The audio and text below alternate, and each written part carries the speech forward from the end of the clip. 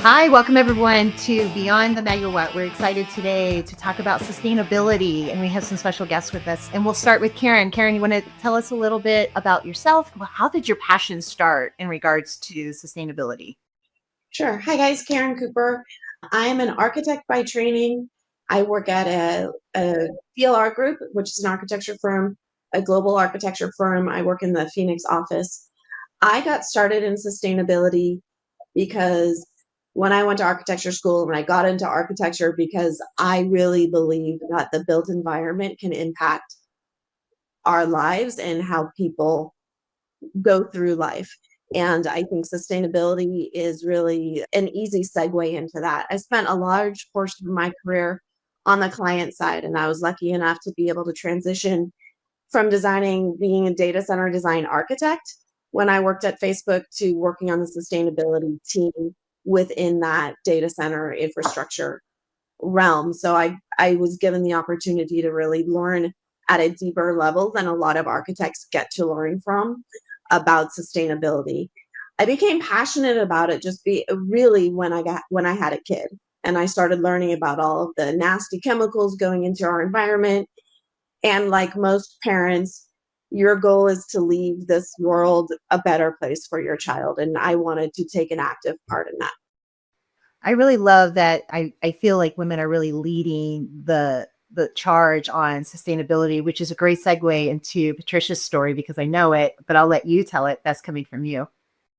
I actually fell into sustainability on accident. I came from a marketing and sales background, and back in 2015, I was asked by our ops team at Equinix, can you help us write this report? I said, I love learning new things, so sure, of course, I'd be happy to help write this report this one time. Little did I know that 8 months later, it was an annual report, and wow, it completely changed the whole trajectory of my career path. Moving into a sustainability focused mindset, learning all of the crazy acronyms, and getting to know the business in a way that I had not thought that I would ever have a chance to. So it was really a great and interesting experience being able to fall into it at such an early stage when we were one of the first data centers to actually do reporting around sustainability aligned to an external framework. So that was great.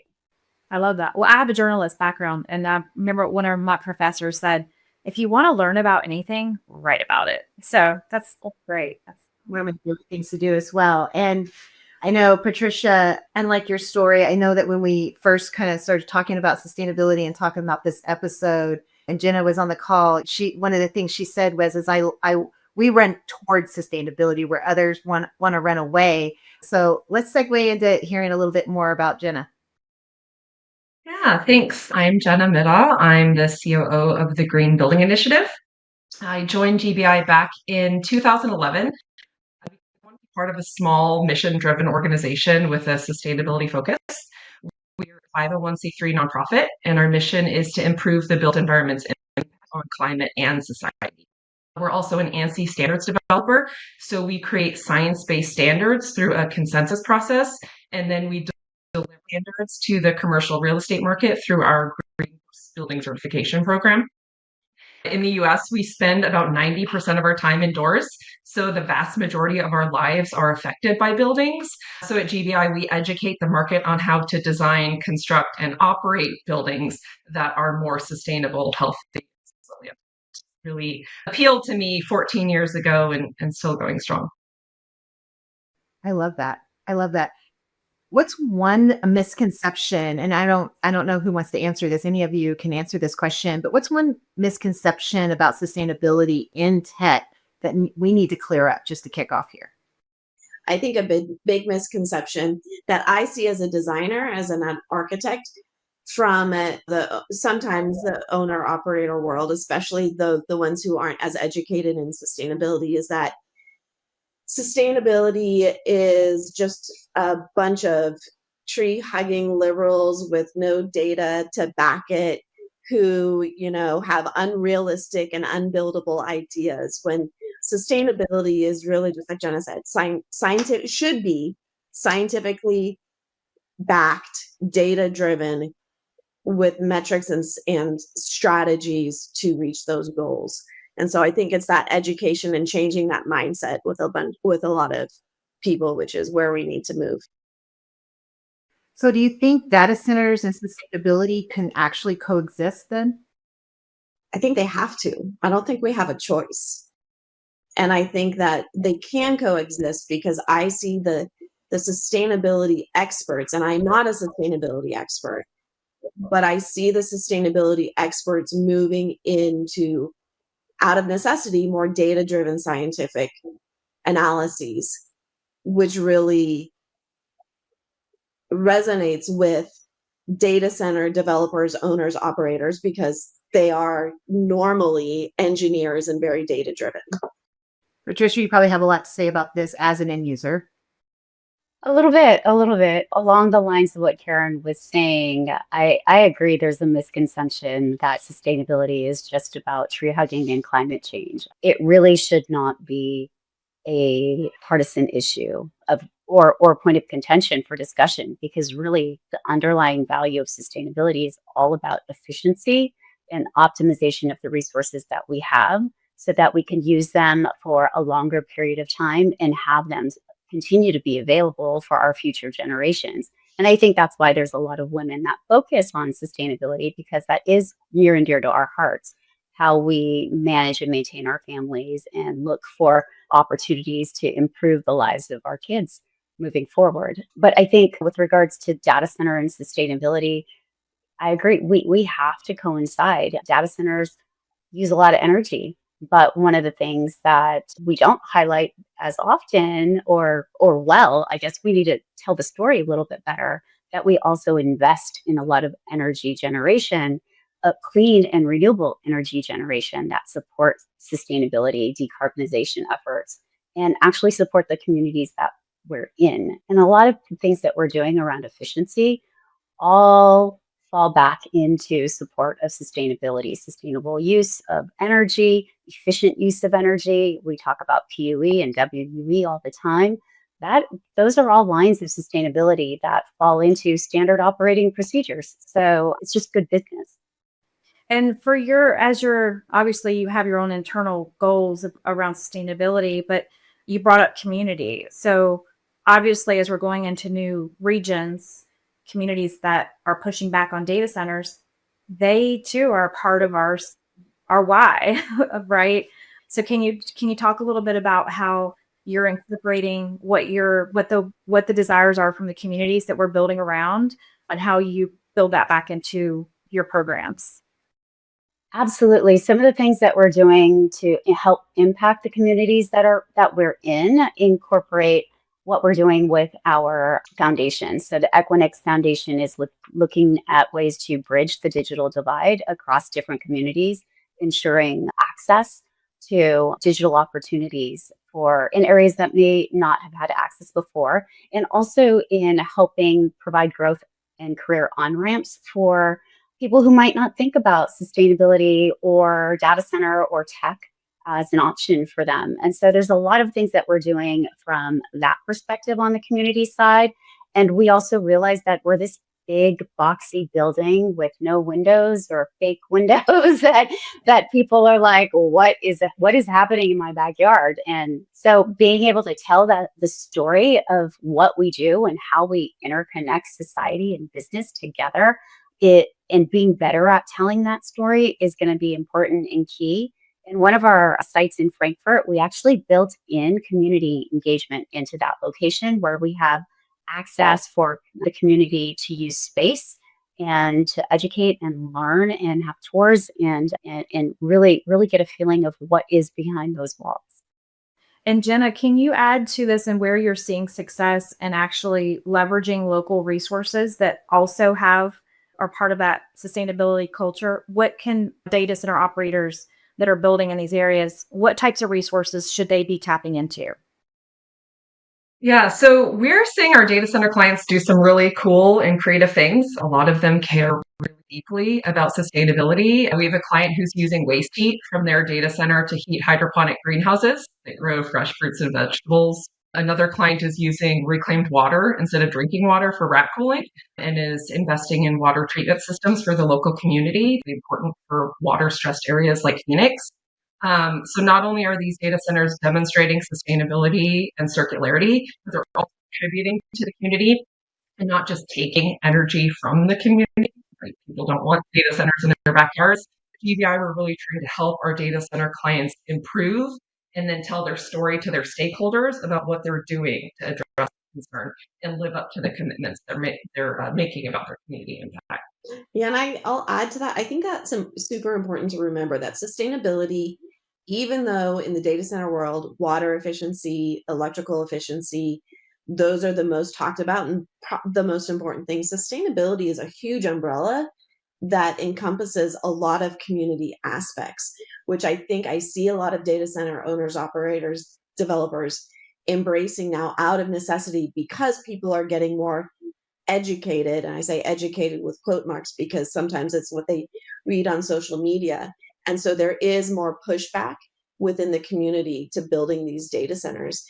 And in order to get these things permitted, we have to engage that community and do those things, not just because it's the right thing to do. We should be doing it anyways, but because it speeds up the permitting process. One angry neighbor can hold up that permitting process for months and months and months. And we all know that delay in schedule costs a lot of money. So it makes sense to engage those communities early. Yeah, I was on a call this morning with a new local community where we're putting a data center, and within 10 minutes, the first question they asked was, how much water are you planning to use? You need to know how much water are you going to take from us? So, Yeah, they care about it now. yeah.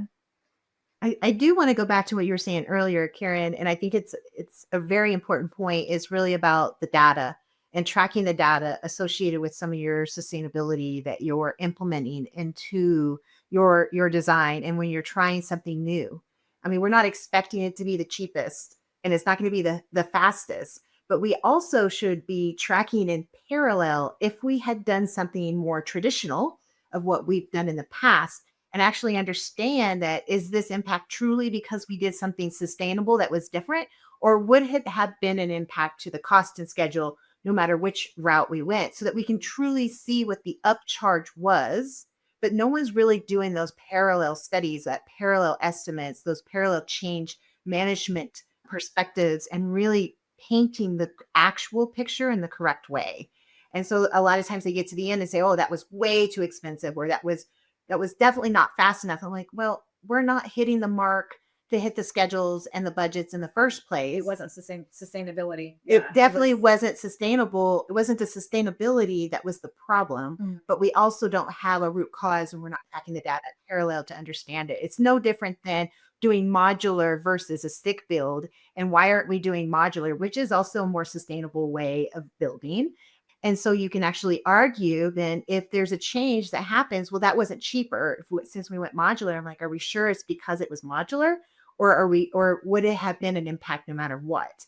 And so being able to track those in parallel are so, I think, pivotal. And it does cost, but here's what we learned. We're tracking what was truly associated with the sustainability, right? And then we're tracking what would have been an impact to the project no matter what. We're tracking the learnings from it. And every time we do it again, we repeat and we actually improve, and we create that continuous improvement within the layers of implementing sustainability. Now, you see or hear anybody really taking those approaches? Yes and no. I think, and Patricia, correct me if I'm wrong, I think that individual owners are tracking that data. I think where we have an opportunity to improve is opening up that data that everybody's tracking individually on a broader scale. And that's really hard for data centers to do because it has always been this is my stuff. This is my intellectual property. I'm not going to share it with anybody else. And I think that we just need to throw, I'm not saying all of it, but we need to throw a lot of that out the window and share lessons learned and that data to show people that it is sustainability does have a good ROI through the life cycle of the building. Yes, it might take longer to design. It might be more expensive to construct. but through the life of the building, a lower PUE is cheaper. I mean, I don't think anybody's going to deny that. Additionally, a lot of these sustainable elements you mentioned, prefab, modular versus stick build, it's expensive because it's not the status quo. It's not the known entity. Is it more expensive to actually do? I don't know the data around that off the top of my head, but I do know that GCs will oftentimes charge more for something that they're not familiar with. Just like we will charge as a designer, if somebody wants us to do something that we've never done, we're gonna factor in a contingency for that. So the more we push the boundaries and push that envelope, so it's not an unknown entity, it's not an unknown construction type, it's not an unknown quantity. This spec for concrete isn't so out there that nobody's done it and nobody knows how it's going to hold up. Once it becomes the status quo, those costs are going to come down, which shows that it's not the material cost. It's just that nobody here, especially in the US, has done it before. I would argue, and I don't know, I'm guessing, but modular design in Europe is not any more expensive than stick build design because it's done a lot more. It's a lot more common in a lot of other different building types than data centers. It's just like heavy timber in some of the other Asian markets and APAC markets. And what you really find is that's how they've been building for thousands and thousands of years. Yeah. And to your point, it's not even just the markups by the GC, but when we ask them to actually put some costs to it and give us an estimate of how much more this will be, Yeah. they're not really looking at it from a perspective of there's obviously the learning curve and they have contingencies and risks associated with doing something they haven't done before, or they don't have a lot of record of doing before, but they're also not taking in consideration of every aspect that it impacts. So if we just use heavy timber as an example, you're trying to do the structural steel or the precast concrete. We're just going to do a 1-for-1 for materials, but there's so much more than that. There's equipment, there's seismic, there's foundations, there's earthwork, there's so much more that you have to account for, not to mention it's cheaper labor, structural steel workers versus carpenters, and cranes that you bring smaller versus bigger. So there's a lot of other parts and pieces that I feel like we're not accounting for to really give you that holistic value that it brings to the table, in addition to tracking it in parallel to a traditional build. Now, Jenna or Patricia, do you have any other thoughts on that? Yeah, I do. And I'm sure Patricia does as well. I mean, I think data center owners and operators need to be playing the long game here, right? It's so easy to be short-sighted and say, we just need to get this building up and running as quickly as possible. We want to do it the same way we've always done it. But that mindset really puts you at a disadvantage in the long term, like Karen was saying. There's a lot of financial value in building and operating sustainably. It's like, yes, I work for a sustainability organization, but I'm also a COO. So I'm always looking for ways to reduce expenses. So incorporating sustainability into your building and your business is a smart decision that saves you money, allows you to protect your assets from natural disasters, improve the health of your occupants and the surrounding community, reduce your replacement costs over time. And I also wanted to mention that we're seeing most data centers using a design build approach these days, and that's really conducive to using an integrated design process, which is something we at GBI encourage for all new builds, major renovations. So you bring all the project stakeholders together to identify shared goals. You use whole building systems thinking to look at the building as an interconnected system instead of just isolated parts. You look at the life cycle performance for energy, water, materials. You conduct energy modeling. And then when it comes to operations, you have to track your performance, right?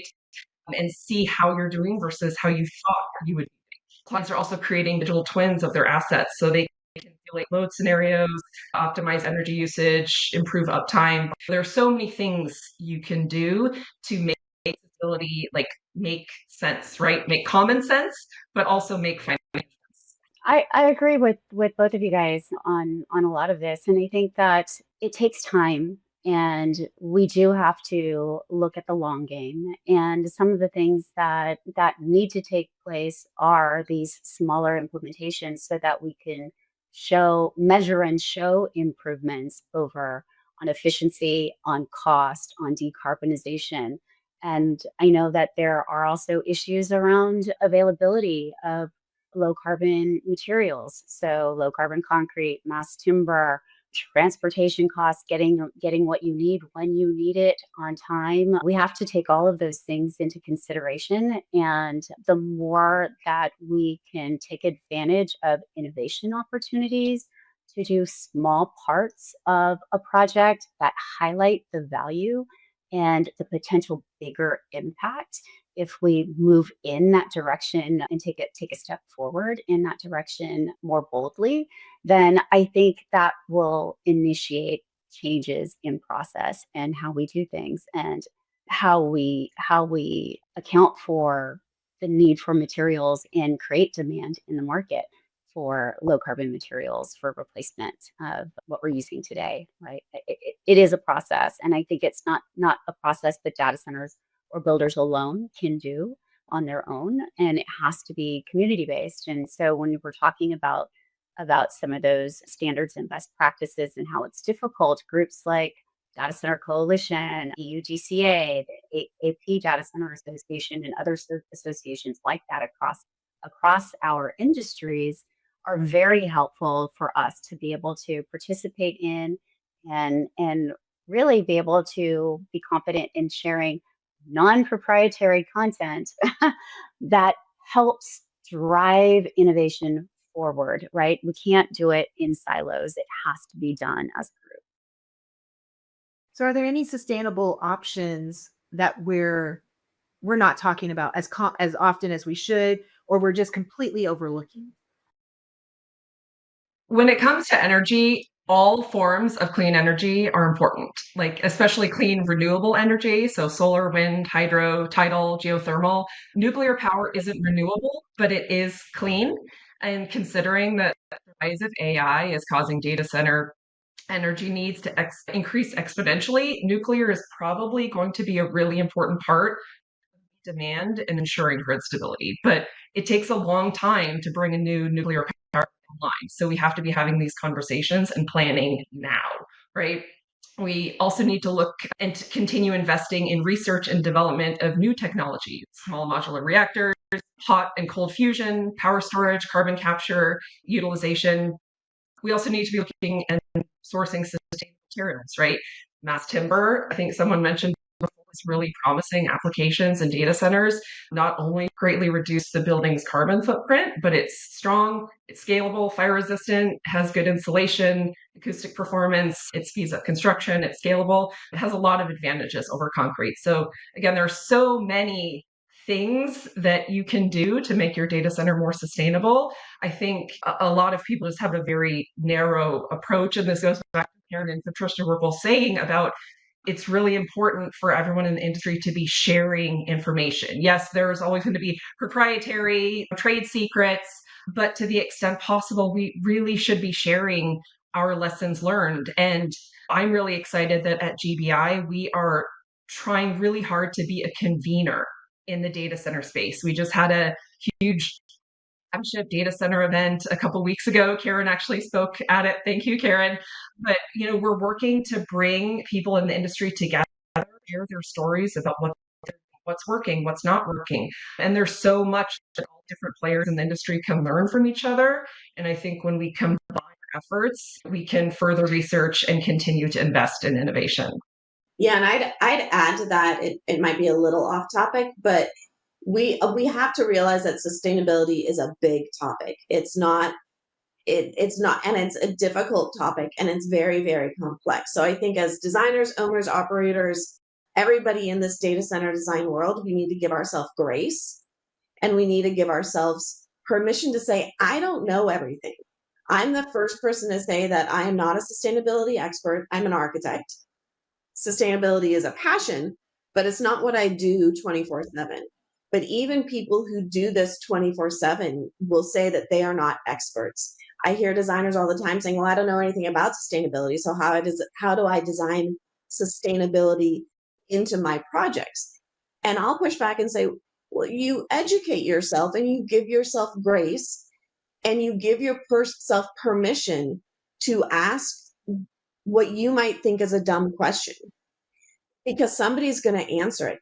And then give ourselves permission to build that consensus. We might not do every single sustainability aspect in every single building. That's going to be impossible. But like Patricia said, the small steps, the little steps, build consensus within your team and within your design team and your owner's team on what's important to them, and then set those strategies and goals. And maybe the next building or the next campus, you've already figured out the first stuff and you can do more. And so it's not a this it grows. It's a snowball effect. It's not, well, we failed this time, we're never going to do it again, throw up my hands, I can't design a sustainable data center. That's not realistic.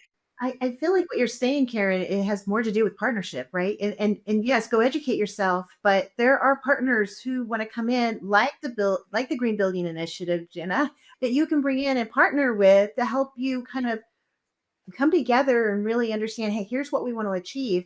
Now let's work together. You know some things, I know some things. Let's bring it together. And that's really the message is, what I'm hearing is that partnership. Who can we partner to kind of move us forward and think smarter and stop making it so hard on ourselves? I've I've never met a mean sustainability expert or somebody. If I call up a sustainability person, they're gonna say, I'm sorry, Karen, you work at a rival A&E firm. I'm not going to tell you anything that we did. I never come across that. We actually had a sustainability expert come in and talk to us about our scope 3 emissions at CommScope. And when I was there, and the first thing she said is, I'm not an expert. And whoever tells you they're an expert in sustainability, I call BS. And I just remember that. I was thinking she had all these certifications and all these things in sustainability. And I remember one of the first things she said is, as you're building out your sustainability programs, don't create the checklist. Don't start there. Sustainability is not a checkbox. It's a culture shift. And once you start to actually embrace that as it's a culture shift, and we will get there, we'll get to the check boxes. And because you can't change what you can't manage or measure, you can't manage what you can't measure. So you do have to have all of those things will come with it. But just that culture shift and that mindset is like just the first steps. I think that's a great segue into talking about moving away from and having that mind shift around. Let's not talk about the cost associated with sustainability. Let's talk about the value it brings, right? So how would you say that if we could shift our mind and think in the terms of value, what does that perspective looks like? I like to talk about the economics of sustainability because I feel like it opens the door to a broader audience rather than just coming out with climate change and decarbonization, because not everybody really understands all of that or how that has a positive impact. But when you think about the base of sustainability, it really is, like I said earlier, efficiency and optimization of your resources, which is business 101. It's best practice, right? So how do you improve your ROI? How do you reduce your total cost of ownership for yourself and for the customers that you're supporting, right? If we can be more efficient with the power we have available to us and have a 10% power savings and be able to distribute that from our operations to our customers' operations, that's a huge value, especially in light of AI and increasing demands for power and the concerns around power availability. What are we doing to improve our efficiencies? How are we partnering with other groups that we may not have partnered with typically? For example, utility partnerships, right? Partnerships with utilities and the local municipalities. How do we build out, like you were saying, Jenna, the heat distribution networks that we need to be able to access the heat recovery solutions that we provide within a community? How are we improving our water consumption in line with the needs of the community? What are we doing from a recycling perspective around water? Are we using that wastewater or non-potable water? Are we saving that potable water in a way? Is there a way for us to be better at doing some of these things with regards to all of that? And honestly, I also look at our stakeholders, our customers, right? How are we helping them? Like if we can have efficiency improvements over their on-premise data center by moving to our co-location that has potentially liquid cooling availability, optimizations around energy usage, we have maybe a better PUE. If you look at those numbers, you could probably save hundreds of thousands of dollars a year by transitioning. That's a savings of total cost of ownership by moving to more efficient solutions, right? And if you're looking at renewable energy as a priority and wanting to invest in that kind of coverage, coming to a co-location provider that has that can also save you millions a year, depending on how many megawatts. If you're looking at 10 megawatts of power, that's millions of dollars of savings, which is the annual requirement. You're not, it's not a one and done. Now I've got renewables. You pay that every year, right? And so how do we shift that mindset from this is a climate thing, this is a save the planet or tree hugging discussion, to this is an efficiency of operations discussion and how we manage and maintain our resources so that our customers have access to the resources that they need. Yeah, what I've heard now it twice is look at this is a long game.